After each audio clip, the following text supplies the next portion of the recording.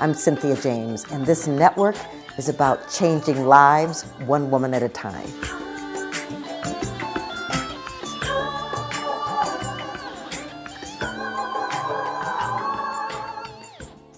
Welcome to Women Awakening. I'm your host, Cynthia James.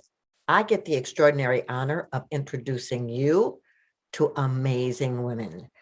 Women that inspire me, women that are change makers, women that are making a difference in this world. I'm so excited about that. I want you to know that we're on all the podcast platforms. So you can go to Spotify and iTunes, iHeart, you can go to Amazon, you can go to YouTube. You know, you want to meet these women because my desire is that they will inspire you to step into your greatness. So my guest today is Sheri Fink. She just is amazing. She's an inspirational speaker, #1 best-selling author, president of Whimsical World, an empowering brand she founded with her husband, award-winning author Derek Taylor Kent. Their mission is to inspire, delight, and educate children of all ages while planting seeds of self-esteem and high achievement. Sheri is best known for her beloved The Little series, including Little Rose, Little Unicorn, Little Dragon, and her newest book, Insta Grateful, Finding Your Bliss in a Social Media World. We would definitely talk about that.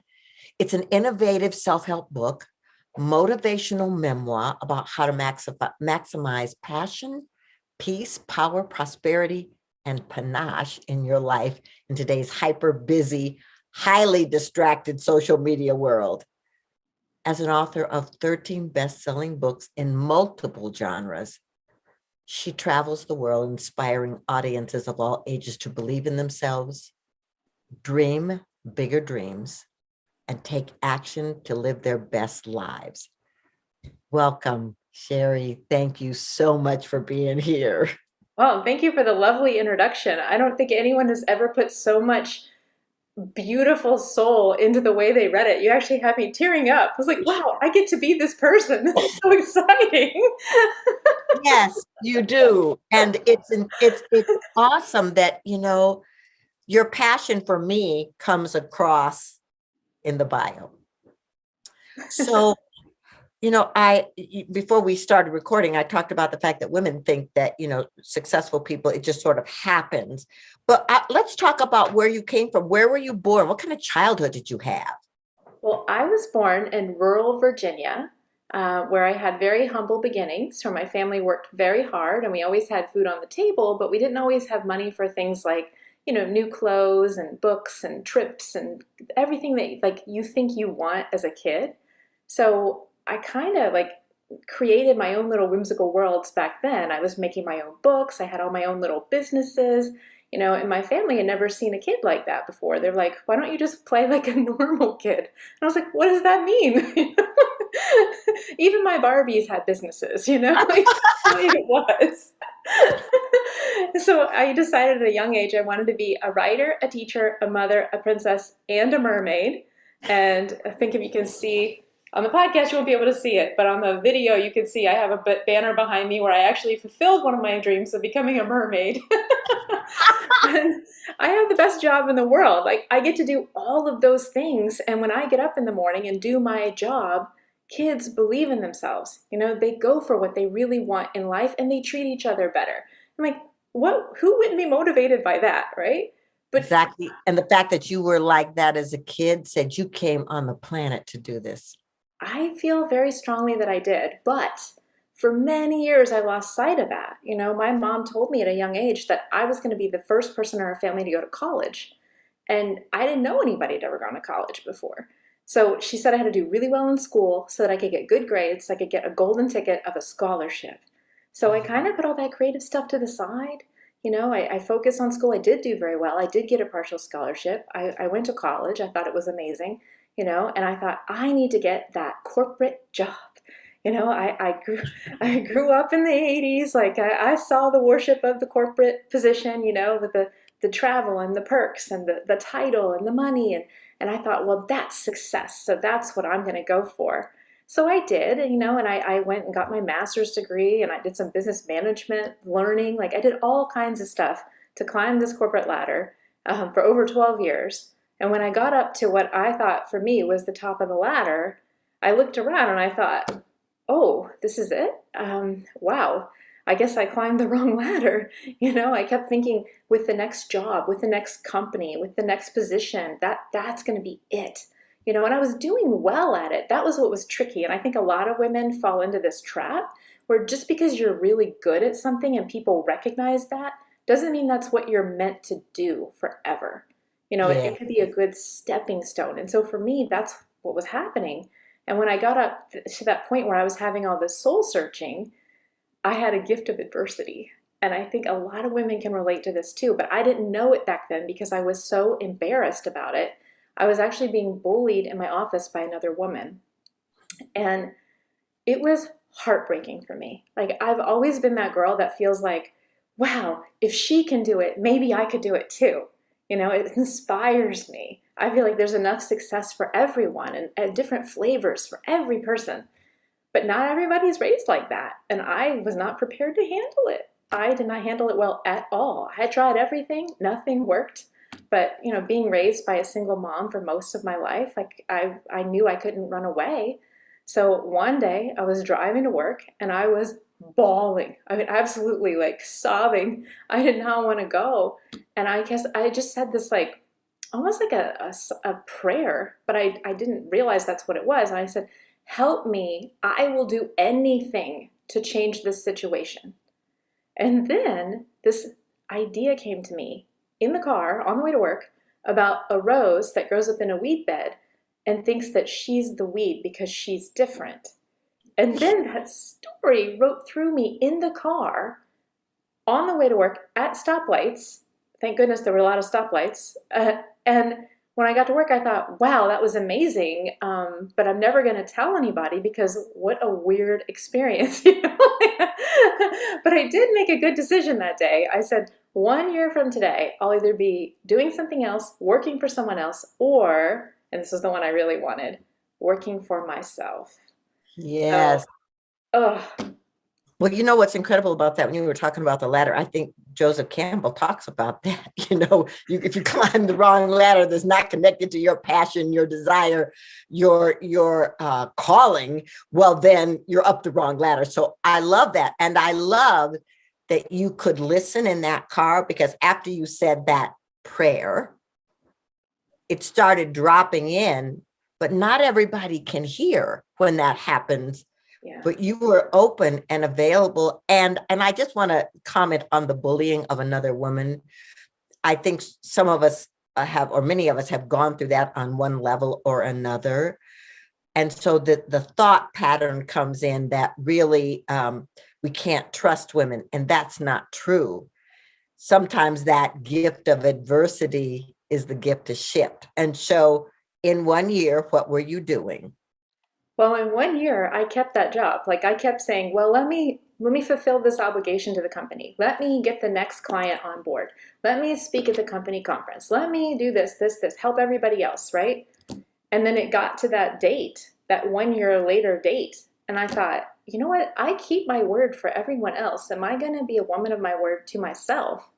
And so I wrote up the resignation and I gave them 2 weeks notice and they thought I was crazy. And I wasn't sure that I wasn't, because I had the whole thing I had been working for all those years. And I was just walking away from it. But, I had no other choice. Like I made a promise and I am a woman of commitment. So if I make a commitment, I'm going to do the best I can to keep it. And so when I walked out that door, though, I didn't realize I was going to be a children's author. I thought I was going to do consulting for other people, do the same thing I was doing in the corporate environment, but without the corporate environment. And I did that for a little while, but I still wasn't loving it, But I had booked a conference a year in advance, and I was like, well, I'm going to go ahead and go. And the first person I met there was talking to me about her writing, and she's like, well, what do you write? And I was like, well, I just business and marketing, nothing really good and exciting and just boring. And she's like, no, no, no, you've got more. And I remembered I had that little story in the drawer that I didn't tell anybody about. And I was like, well, I do have this story. And she's like, well, tell me. And I told her about the little rose as best as I could remember it. And she said, I just got goosebumps. You have to do something with that because my grandchildren need that message. And I thought, maybe it's a children's book. And that idea was like tantalizing and terrifying because I had just been through this whole bullying thing, you know? So the message I took from that incorrectly was it's not okay to shine, you know, Yes. don't be a tall poppy or like, just kind of go under the radar. And that's not the case. Like there's enough shine for everyone, right? So I Right. was still kind of in that protective mode. I remember when I told her the story, I was all flushed, like my chest was all red, my face was but like I was like, why am I reacting like this? But it was a self-protection thing. But thank goodness I had the courage to tell her that story because after that I couldn't stop thinking about it. You know, I got home from that conference and I was like, what does it take to publish a children's book? Now, this was 11 years ago when it was harder. So Right. I didn't know anything. You know, I hadn't been in any industry related to books. So I was trying to learn and I made a lot of mistakes and I had to act fast because I knew that if I took too long, I would chicken out. So within 6 months, I had my very first book and I called it The Little Rose. And then 2 weeks later, it became a number one bestseller on Amazon. And then it stayed at number one, thanks to word of mouth, for over 60 weeks. Yes. Wow. It changed everything in my life. Well, you know what's so incredible about this is that when you said yes to you, the universe said yes to you. It Yes. synced up and that started working. And I love that you didn't know anything about that publishing part of the world or anything, because what I want the women to know that are listening to this, you can have a great idea and not know what to do, but just the one step in front of the other, that movement makes a huge difference, right? Yes. And even if And you're afraid, I was afraid right, every single day. I did yes, it anyway. yes. Well, um, so were you married at that time? I was married, but I was married to someone different than I'm married to Ah, now. okay. That Right, you know, because I just think it's so cool that you and your husband have this vision. yes. Well, to tell like, and this is perfect. I think this is so perfect. I don't talk about this a lot, but especially for women to hear. So I was in a relationship that was okay. You know, it wasn't great. It was never amazing, but I didn't realize that amazing was real. I Yeah. thought that was like fictional, you know, what you hear about in books and movies. And to some degree, those are fictionalized accounts. But I didn't realize that you could have that, like, oh, I can't wait to see that person. Like, I didn't know. And so when the book came out and I started building this business, I had so much passion and aliveness like every day. And I thought, I want to feel like that in every area of my life. So I started like systematically looking at my choices and saying, okay, well, if I'm sedentary, if I don't exercise, I'm not going to have that, the energy to do all these things I really, really, really want to do. To be on stage and entertain kids, you got to have some energy. You got to Yes, you bring it, do. right? Yes, you So I do. was like, what can I do to like maximize that experience for me and for my audience? And I just started looking at that in my life and having very honest conversations with myself and with others. And I made a lot of changes as a result of that because I was growing in a direction that some folks that I was in relationship with did not want to grow in.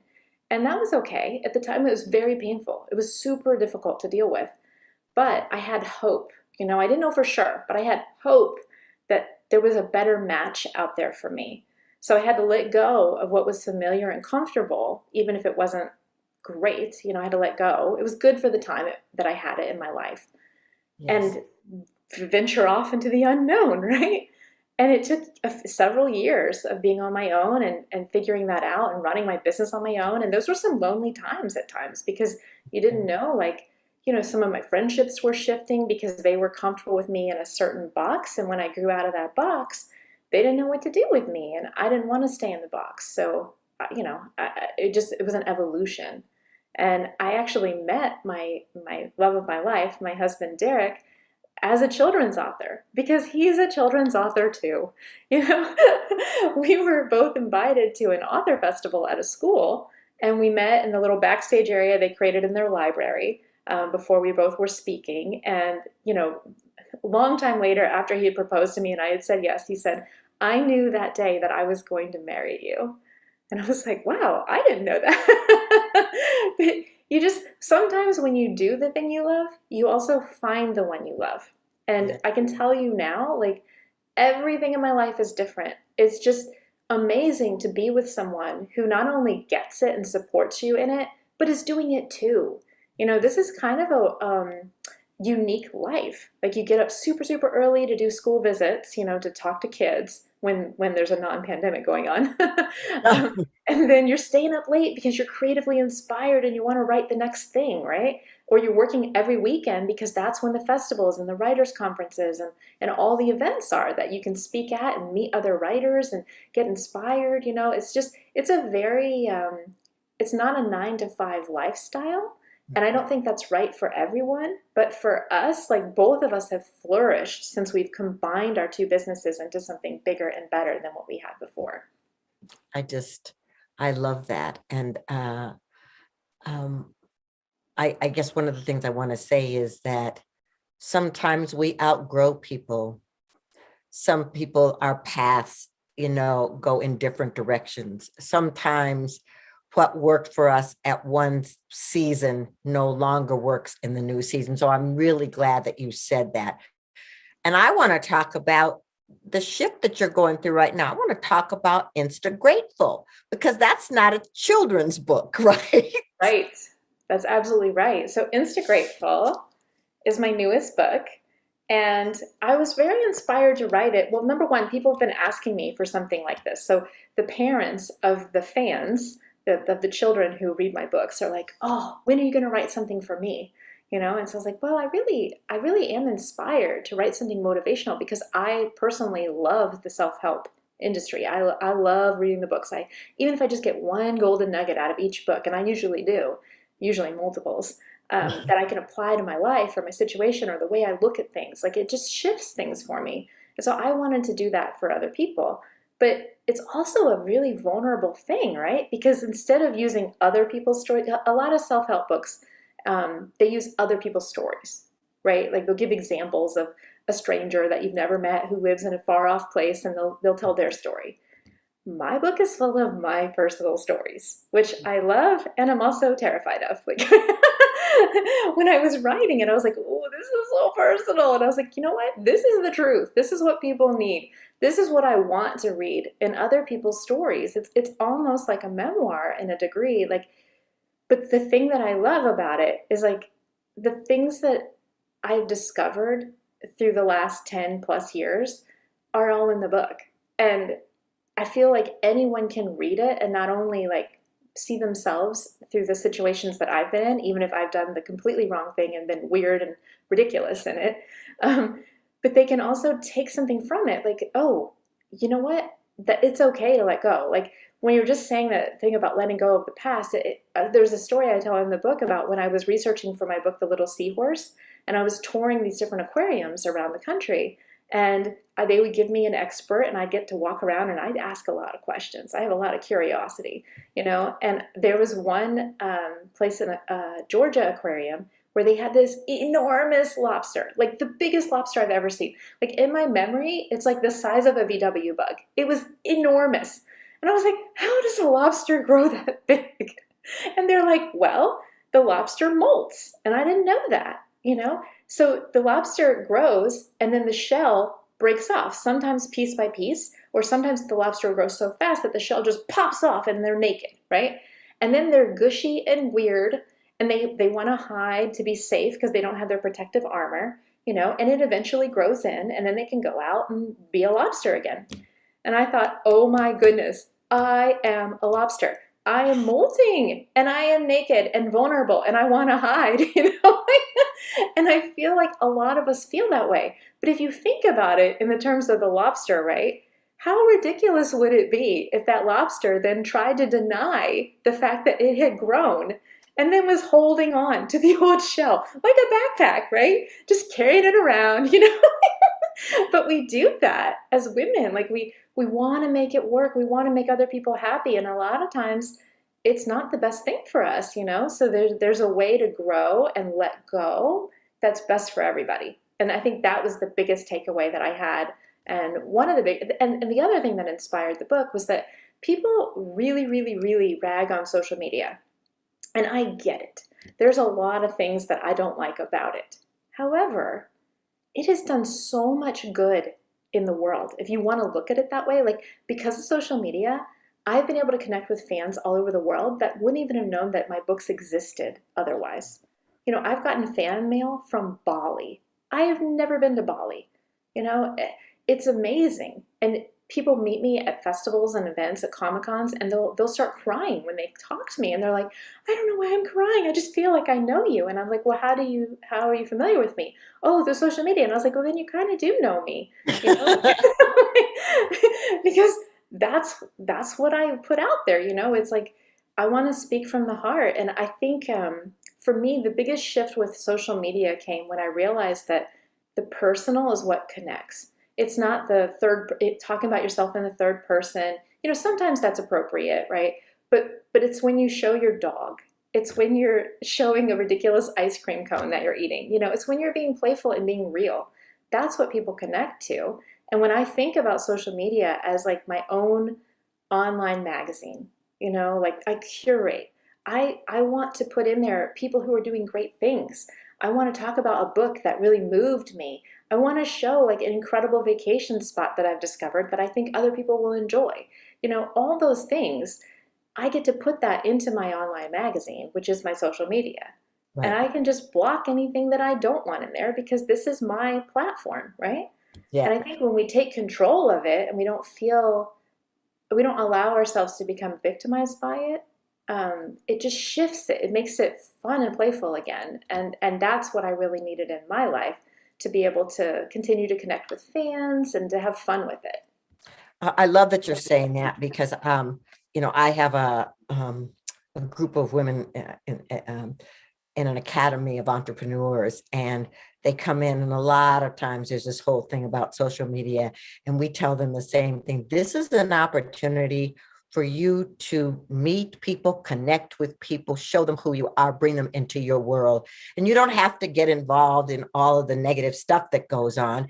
You get to decide what wants to be there. And so I love that. And I love the fact that you're talking about personally. Every book I've written, there's an aspect of my life in there, because I feel like if people see that I'm not trying to be just the expert, then that I'm just like them, then they get to have that experience. So I love that, and I love what you're doing. And I would like for you to tell people, how do they find you? How do they get your books?